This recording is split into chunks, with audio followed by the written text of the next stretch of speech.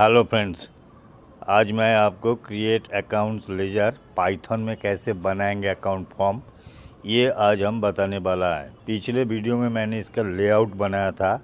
उसमें था label, frame, जैसे footer, header, left frame, right frame, etcetera. आज मैं इसको जो यूज़र इनपुट बॉक्स है उसको हम बना के दिखाएंगे और कमांड बटन भी बनाएंगे। इस फॉर्म में जो लेफ़्ट साइड में है अकाउंट लेजर क्रिएट फ्रेम है, उसके अंदर हम बनाएंगे लेबल, यूज़र के लिए लेबल और इनपुट बॉक्स। तो चलिए लेबल बनाते हैं।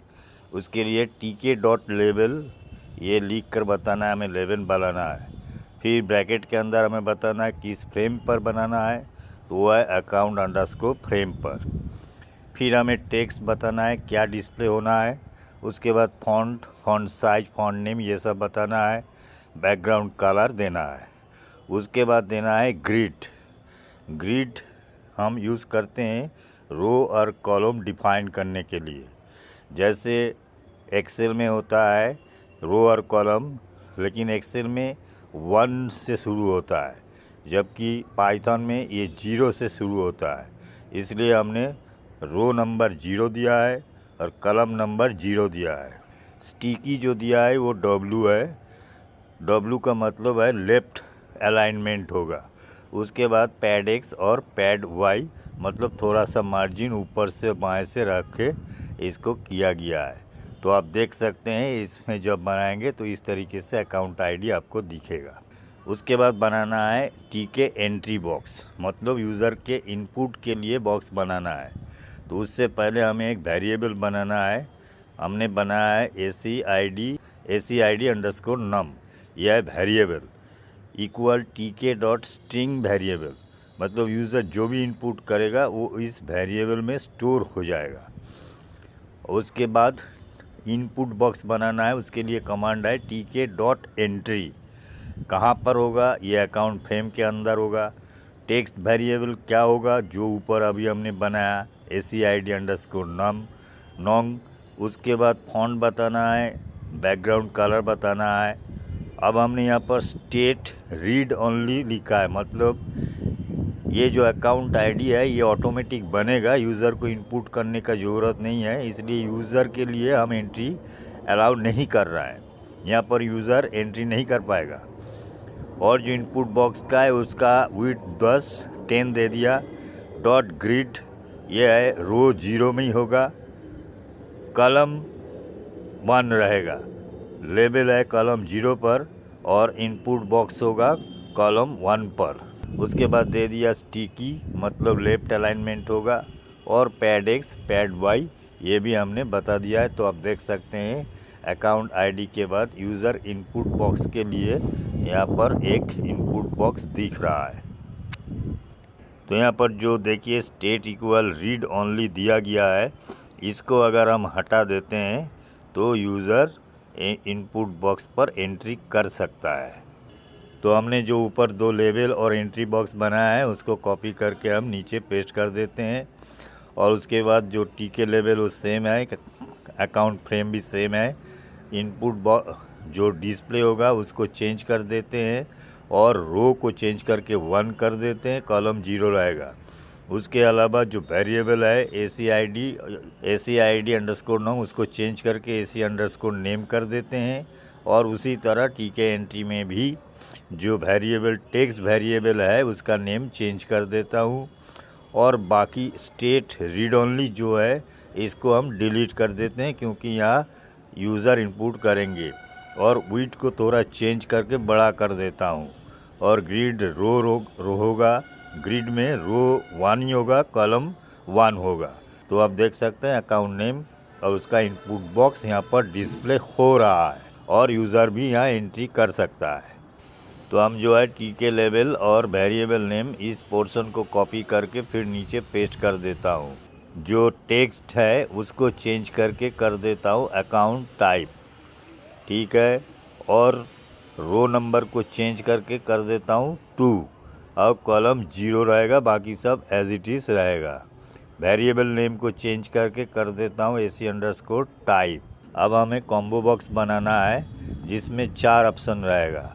एसेट, लायबिलिटीज़, इनकम और एक्सपेंसेस, इन चारों में से एक को सिलेक्ट करना है।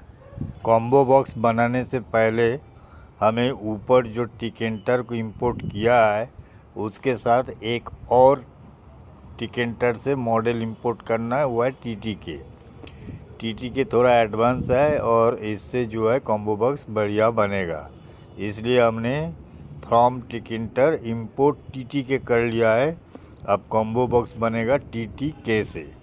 AC अंडरस्कोर टाइप एक वेरिएबल बना है और उसमें टीके डॉट स्ट्रिंग वेरिएबल और ब्रैकेट के अंदर एक वैल्यू आप पहले से दे सकते हैं जो डिफ़ॉल्ट वैल्यू होगा। अब AC अंडरस्कोर ग्रुप एक वेरिएबल बनाकर इक्वल साइन देकर अब TTK डॉट कॉम्बो बॉक्स बना रहा हूँ। फिर बनेगा कहाँ, अकाउंट फ्रेम के अंदर टेक्स्ट वेरिएबल में हमने उस AC अंडरस्कोर टाइप जो वेरिएबल बना है वो हम यहाँ डिस्प्ले कर देता हूँ। उसके बाद ये फॉन्ट है, विड्थ है, ये सब यहाँ पर देने होंगे। स्टेट रीड ओनली देंगे क्योंकि यहाँ यूज़र सिर्फ सिलेक्ट करेगा, कोई टाइप नहीं कर सकता है। और नीचे देखिए वैल्यूज़ में 4 ऑप्शन दिया है, एसेट, लायबिलिटीज़, इनकम और एक्सपेंसेस। तो ये तो AC अंडरस्कोर ग्रुप वेरिएबल में ये कॉम्बो बॉक्स स्टोर हो गया। अब नीचे AC underscore group dot grid, अब हमें रो और कॉलम डिफाइन करना है। इसके लिए ग्रिड दिया गया है। रो होगा 2, कॉलम होगा 1। स्टिकी W मतलब ये west left, sticky equal W का मतलब है ये वेस्ट की तरफ होगा, मतलब लेफ्ट अलाइनमेंट। उसके साथ पैड X और पैड Y थोड़ा मार्जिन रख दिया है। तो आप देख सकते हैं कॉम्बो बॉक्स बन चुका है। अब यहाँ पर 4 ऑप्शन है, चारों में से किसी एक को यहाँ आप सिलेक्ट कर सकते हैं जो वेरिएबल AC अंडरस्कोर ग्रुप में स्टोर हो जाएगा। अब हम बनाएंगे सब ग्रुप। देखिए जो ऊपर हमने अकाउंट्स का प्रिंसिपल के हिसाब से जो एसेट लायबिलिटीज़ है उसका ग्रुप बनाया। ये मेन ग्रुप होता है जिसमें एसेट, लायबिलिटीज़, इनकम और एक्सपेंसेस होते हैं।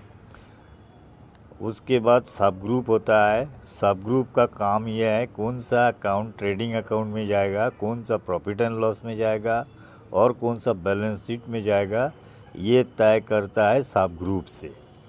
जैसे एसेट में cash in hand, cash at bank, सन्डी debtors, furnitures and fixture, land and building, ये सब वैल्यू, ये सब जो है एसेट है जो बेसिकली ये बैलेंस शीट में जाएगा।